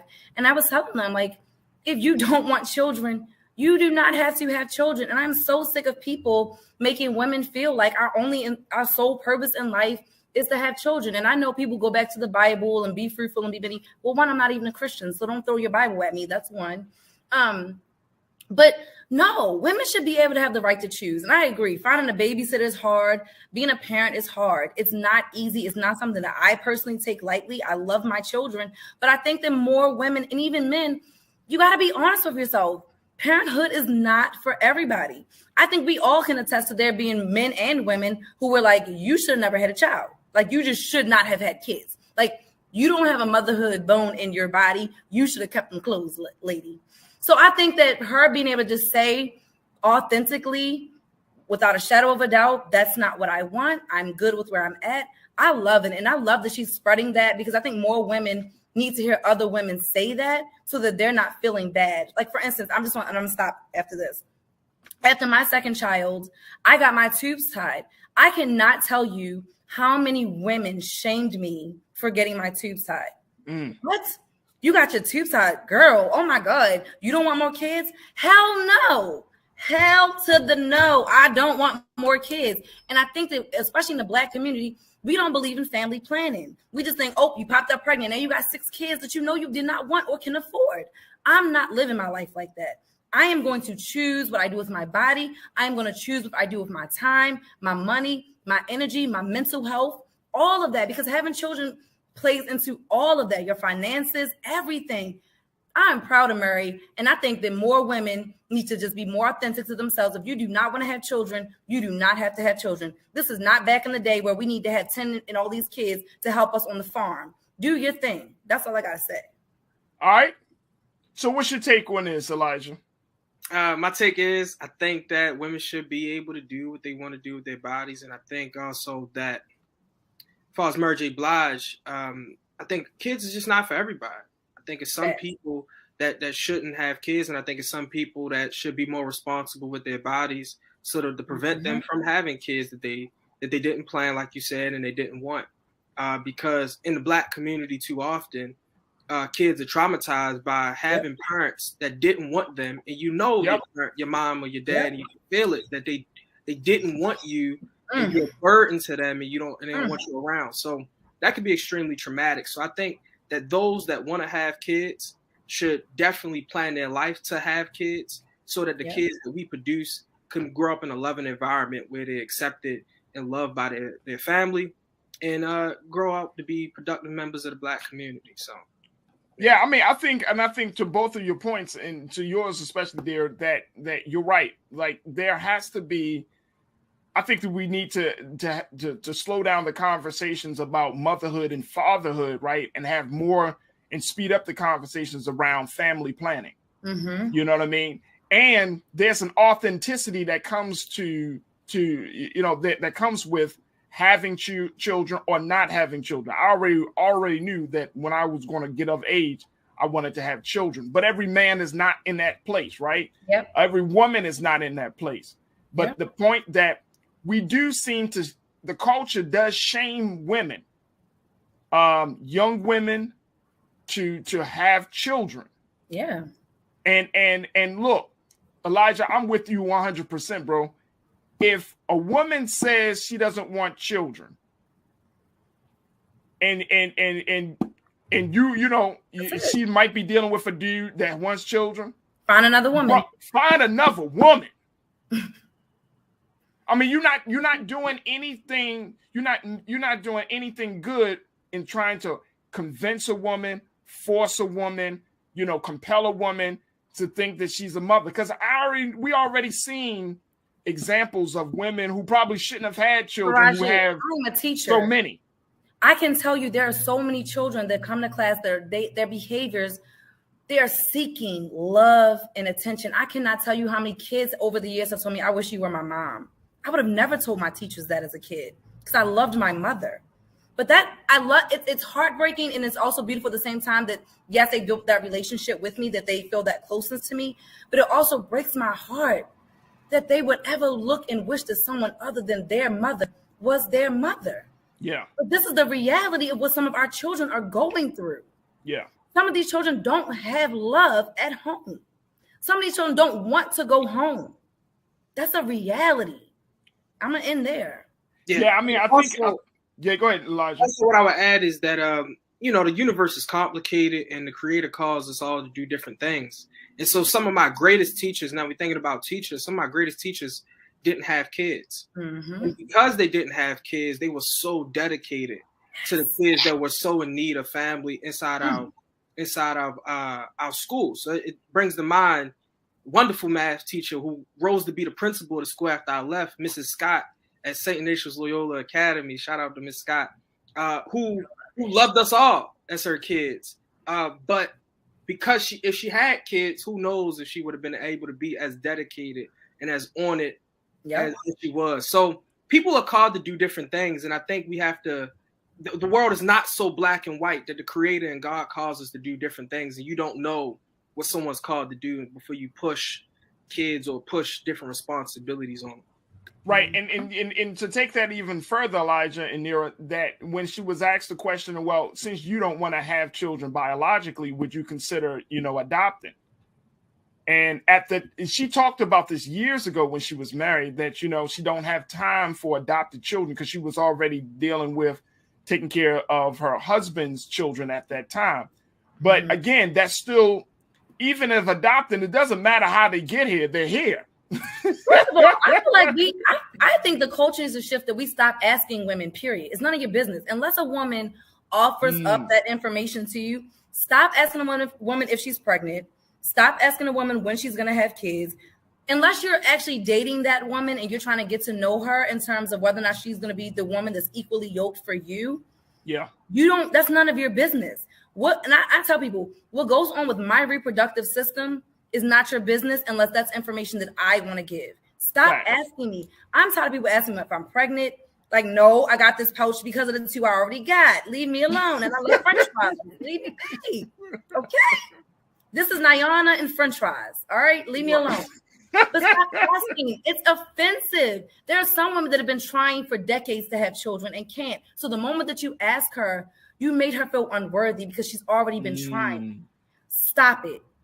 Some women cannot have children. Some women have suffered from endometriosis, had to get especially in the Black community. A lot of us have had to get hysterectomies from fibroid tumors. Stop asking us if we're going to have kids. Maybe she can't. Maybe that was a lifelong dream of hers that she can't fulfill.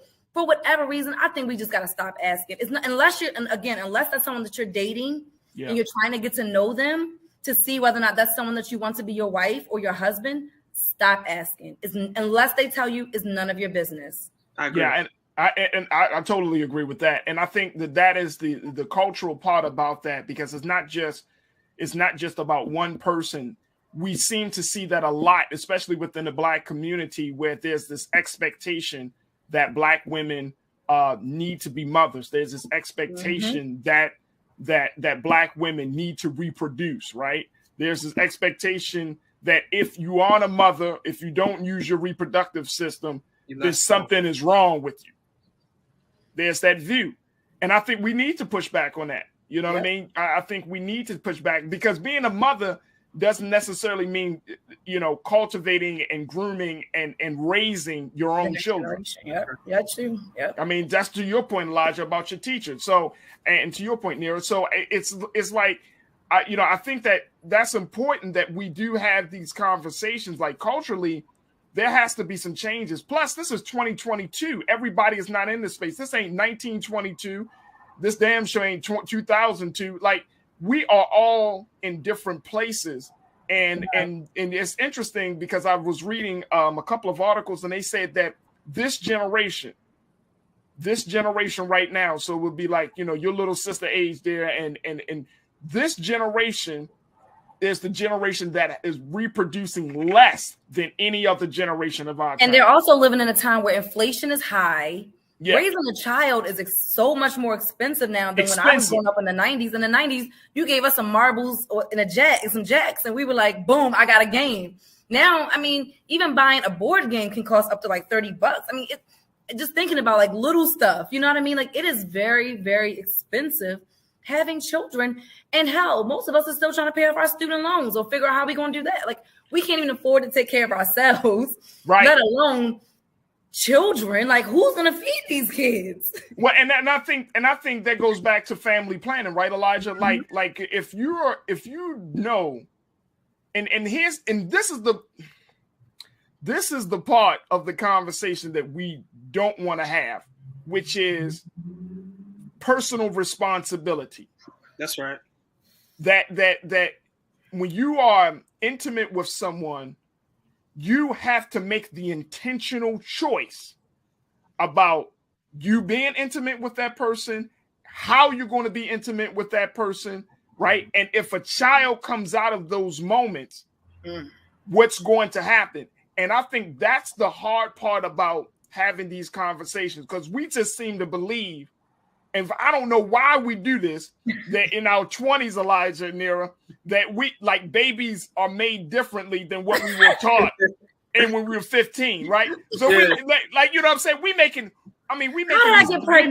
these very serious choices. Like, we lay down with somebody, and I'm not trying to come off like real preachy, but I'm just saying, let's be intentional about who we lay down with, right? And I'm saying for men and for women. I ain't just talking about women. I'm talking about men. Let's be intentional and say, okay, if the situation don't work out as I thought it would work out, and this woman winds up pregnant, am I in a position to take care of this child emotionally, financially? Do I want to have a child at this point? I mean, you got to ask, and I think that on both sides, you got to ask questions. Before you even lay down, just be like, look, that's right. Where do you stand? I'm going to just throw this out there to the fellas. It is so much easier for y'all to get them things snipped. The vasectomy is easy. You don't even have to like stay at the doctor's. It's done, and it's an outpatient procedure. And guess what? It's easy for you to get it reversed when you are ready to have kids. It's much easier for men. It's much easier for men to get that reversal than it is for women. brothers, if you know you don't want to have kids and you out here shooting up the club, get your stuff snipped before you go shoot up the club. If you don't want kids, stop. Right. You got to be just as responsible for yourself as women are. And hey, Elijah, they brothers shooting up the clubs and then surprised when they got survivors. Yeah. Hey, yo, that's one right there. Yo, I mean, you'd be like, what? How did that happen? You'd be like, what do you don't know? You don't know science and biology? Like, you don't want to busting off. You want to do that, and then you're mad that a child comes out of that situation, and then it goes into that other scenario you pointed out, Elijah. Now you don't want the child, right? Mm-hmm. So here's a man, here we are as men, we're going to put that demand on a woman's body to go through that abortion proceeding. Yeah.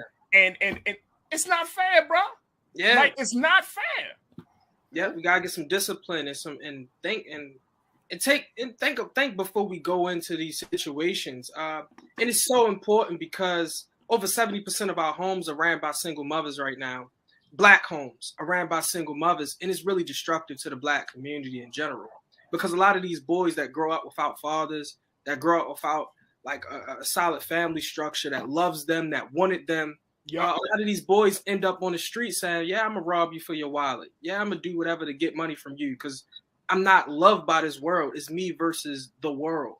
And so they become anti-social. They become against society, getting it by any means. And we produce those situations just by not being disciplined in our young years. So not and being disciplined and not thinking ahead. We think about the momentary pleasure, but we don't think ahead. And I know this is a much different conversation. We're going to have to stop, but then here's the other thing. If I guess we're going to have to really talk about this family planning, because I know dudes who would say the wildest things to women. I want you to have my baby. But wait a minute, hold up, man. Are you going to be there every step of the way? Are you ready to take on that responsibility? Or is this some type of momentary moment of, I like you today and I may not like you tomorrow? And that's why our community is suffering, because we go through those situationships so much that at a certain point, you're going to have children, you're producing children that's going to end up hating you because there was no love in the interaction. There was love. I mean, there was lust. There was some attraction and chemistry, but it wasn't love in the interaction. So we definitely have to have a conversation about that. Look, we got to take a quick pause. When we come back, let's go to some trending topics, trends, posts, and doing the most. Stay with us. It's The Culture right here on Black Star Network.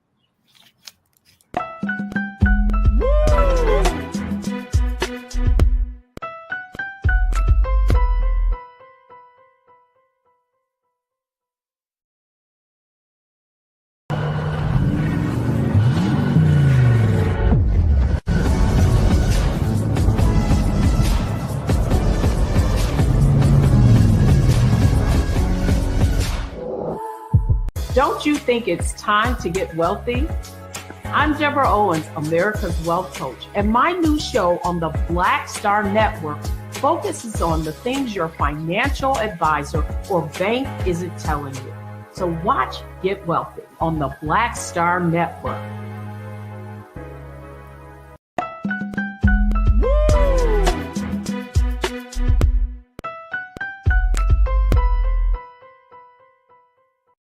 All right, folks, time for your favorite segment.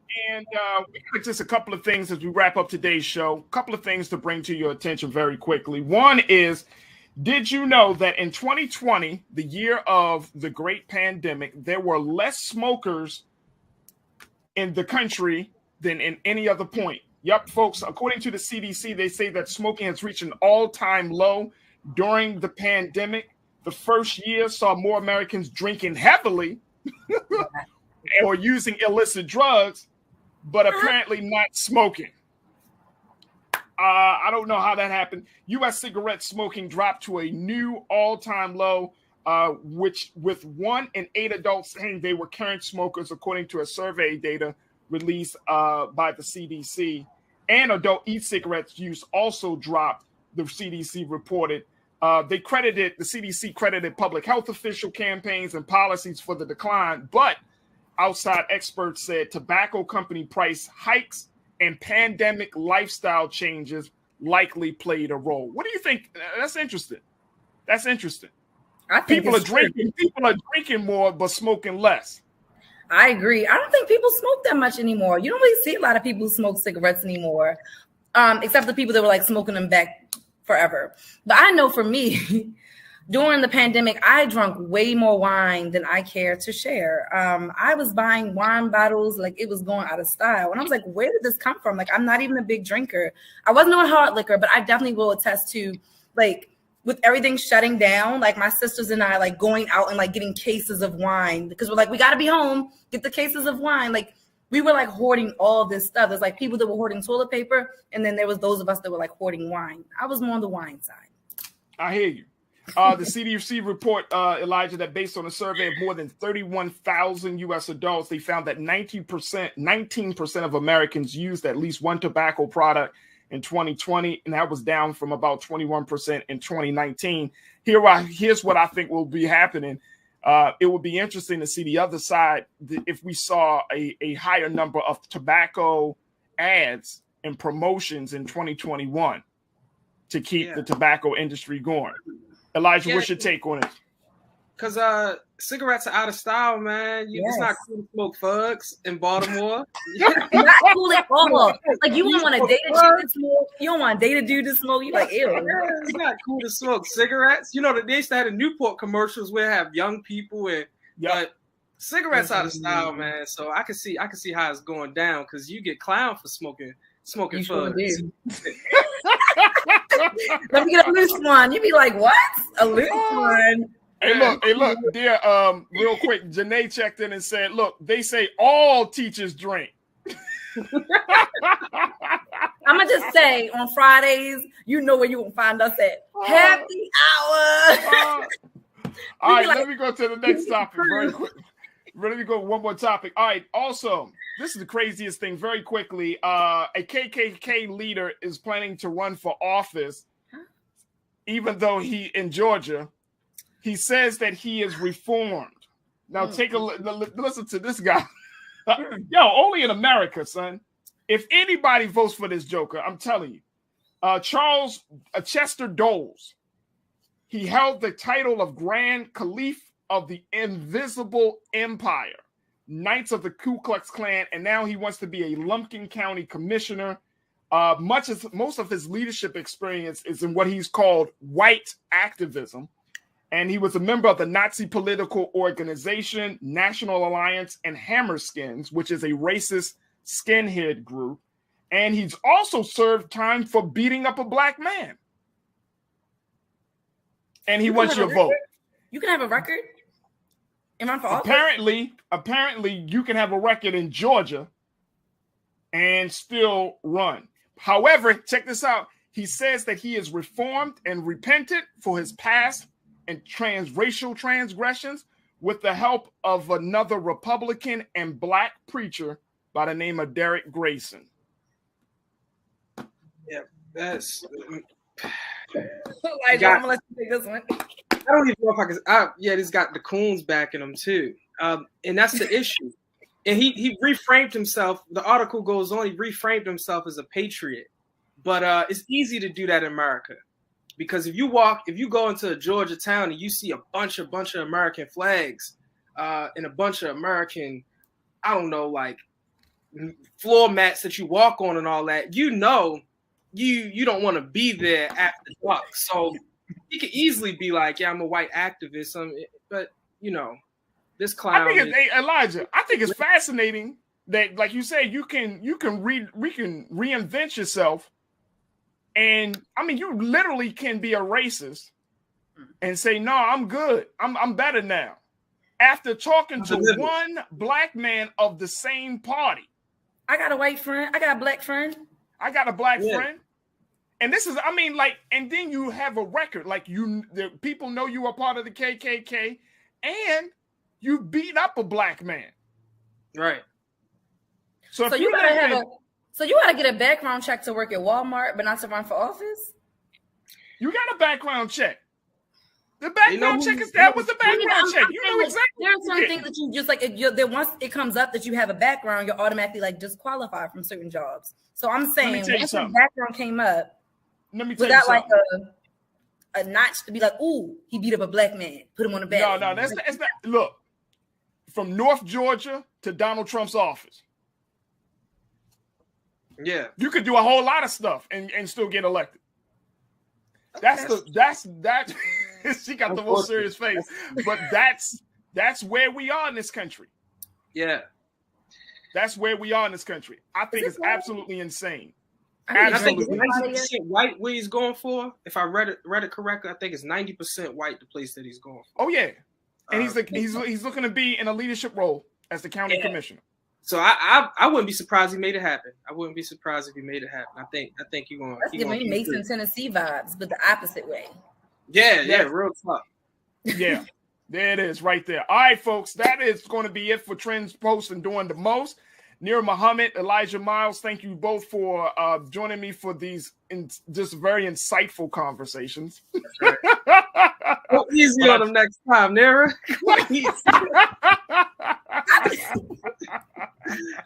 So I appreciate y'all both.